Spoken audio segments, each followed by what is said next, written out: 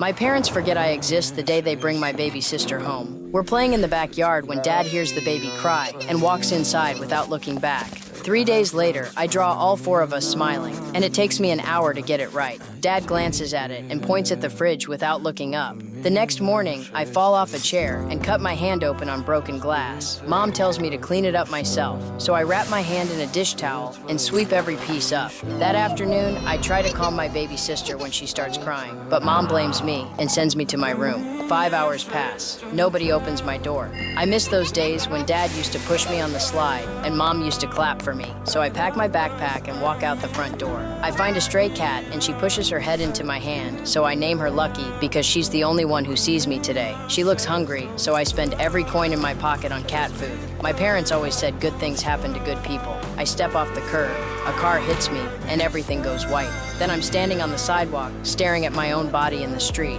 No pain, no sound, just alone, like always. Back home, Dad sets 4 plates out for dinner and calls my name. He calls 7 times, then goes quiet. Mom finds my empty room and screams. Dad runs outside in his socks yelling my name into the dark, and I run right beside him, but he can't hear a word.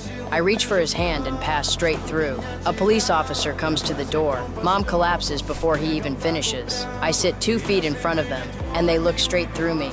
Dad finds my drawing on the fridge and pulls it down with shaking hands. He says he never even looked at it when I showed him. Mom presses it to her chest and rocks without a sound.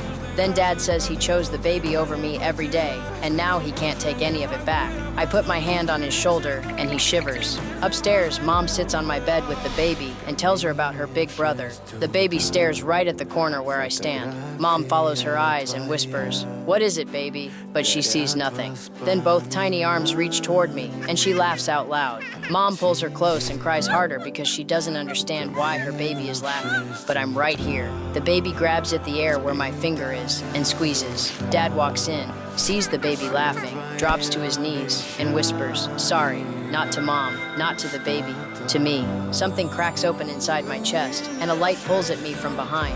One more time, the baby reaches out, and this time I reach back. Then Dad's phone rings. The doctor says one word, "Alive."